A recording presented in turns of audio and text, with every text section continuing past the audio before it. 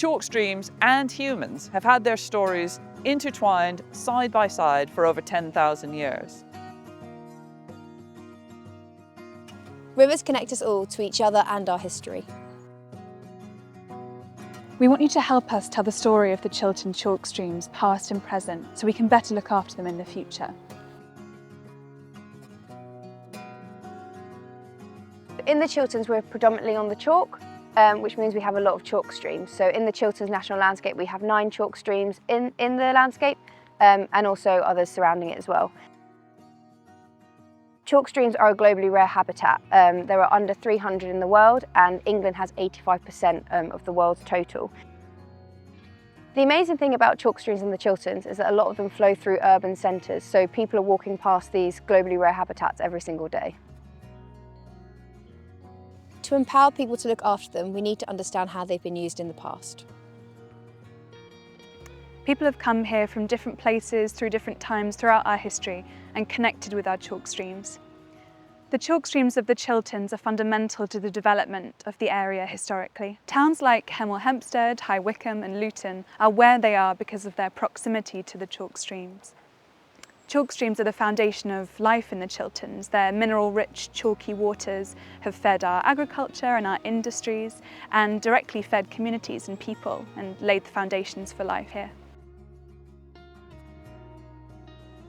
The story of chalk streams begins 145 million years ago with the formation of the chalk bedrock. But the actual streams themselves have a much more recent genesis. The chalk aquifer, springs, rivers, and even the dry valleys created in the Chiltern Hills are the product of glacial melting, the end of the last glacial maximum, or ice age. And that takes us back about 12,000 years ago. And it's the end of that ice age that also brings humans back in to the landscape that we're standing in now. At the time of that first human-river interaction, these chalk streams would have looked completely different. What you see behind me is sort of a curated riverscape where it's confined to a single channel, the banks are nice and tidy.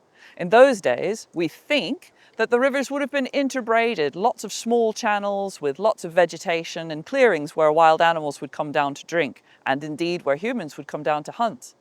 But the thing is we don't really know. We're basing that on supposition. One of the things Not Bourne Yesterday wants to do is to investigate that and find out exactly what the rivers and their valleys were like 10,000 years ago. It would be nice to have a time machine to go back in time and see exactly what this river looked like then.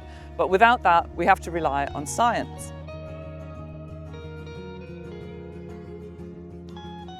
One of the ways that archaeologists reconstruct what the environment looked like in the past is by looking at pollen samples. But pollen, ancient pollen, doesn't like chalk soils. So we have to look for really special places in the Chiltern Hills where we can find bits of boggy soil that isn't too chalky and might have preserved pollen from ancient plants. One of the activities that Not Bourne Yesterday plans to do is to look for this sort of pollen evidence in wet places. And we're hoping that people will help us take core samples from the earth, auguring out bits of the ancient past so that we can look down the microscope and find out what plants were growing at different times.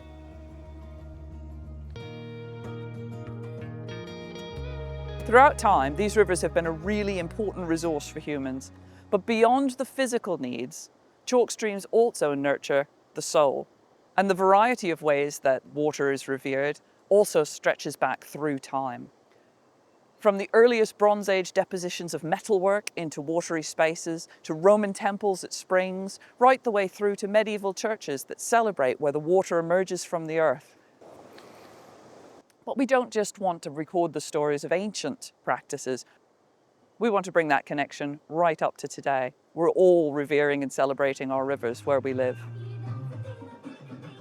So generally, the importance of water in Hinduism is such that whenever there is a festival, any deity that is prayed to ultimately is taken to a river, and then ideally the Ganges, and it's released in the water as a sign of purifying the deity. And chalk streams are considered to be very clean and pure, and that links again with Hinduism, where water is seen to be pure and cleansing. Ma Ganga, or the mother of water, is seen as nature. So we constantly have this connection with water and nature being intertwined. When I walk in the Chilterns and I see the chalk streams, it does connect me personally to nature, and seeing it so pure and clean is also always uplifting.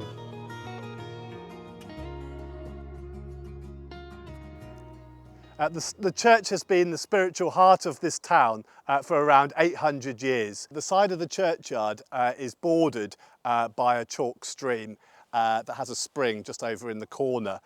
It's very interesting if we think about the relationship of water in the Christian faith. The opening words of the Bible are, in the beginning, the Spirit of God hovered over the waters.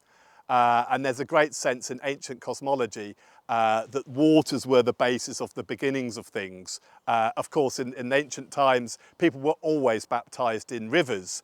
And the concept is very much about rebirth. It's a fresh start, about being cleansed, all these kinds of images about water. It's a kind of a collective, a group of people throughout history, all sharing the same kind of relationship and connection. Water is the significant image and symbol of this new life, this new world, and the layers of meaning are all there in the baptism concept. Thinking about water and its part in the Islamic tradition, it's absolutely a divine, spiritual aspect of the religion.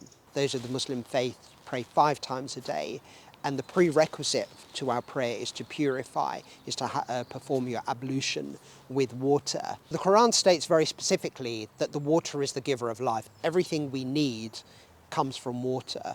But the symbiotic relationship we have with water is also really important in that we take care of the water, and we must take care of the water. And any imbalance that we as people put upon the water means that it's an injustice against God, it's an injustice against ourselves, it's an injustice against nature. And therein, a Muslim must be a conservationist.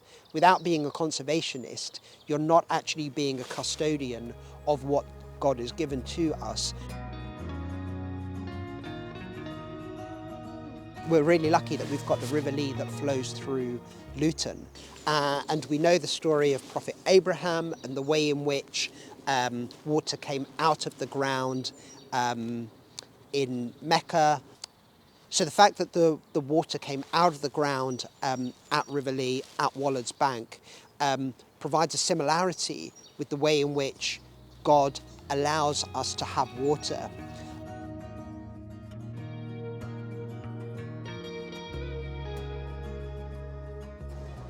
In addition to both nourishing bodies and souls, chalk streams also had a more pragmatic use. As we move through time, we can see economic industry relying more and more on the exploitation and movement of chalk streams. When we think of chalk stream industry, we might just think of mills, and there were many, many water mills on these chalk streams. We also want to look into some of the lesser recorded industries, such as iron smelting in the Roman period, or the agricultural industries like haymaking and watercress. We are stood on the old watercress beds in New Elm. This is on the New Elm Brook, which is a small chalk stream. It's very important to the village, this stream. It's the very reason that the village is here. In the first place, it provided water for humans and, of course, their animals, food in the form of fish and watercress, wild watercress. So it was very important just for living. The watercress grew here naturally, and it was well known by locals for millennia that it was good to eat, and so they would just collect it from the stream. Chalk streams are very good for growing watercress, mineral rich, which the species likes. They're groundwater fed. Nearly all the water comes from springs. It's very clean, high quality because of that. It is very constant temperature, and the volume of flow is pretty constant through the year.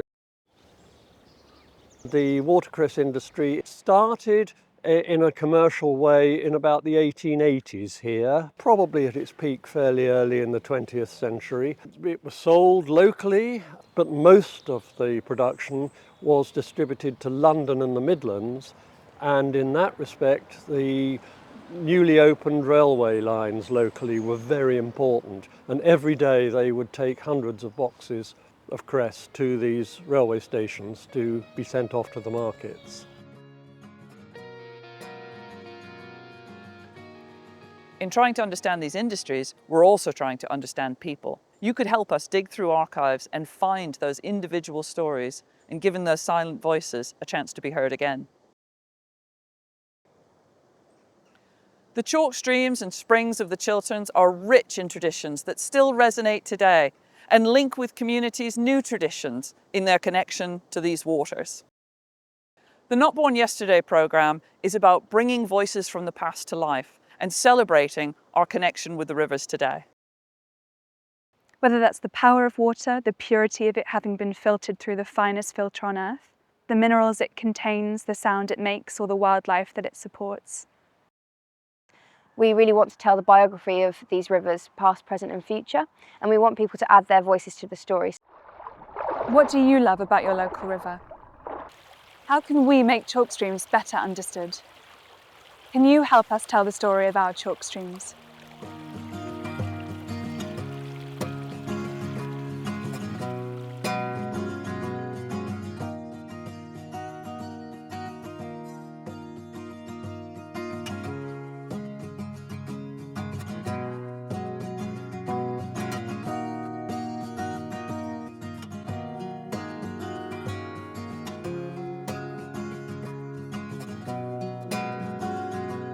If you'd like to get involved, you can contact us on our social media or our website.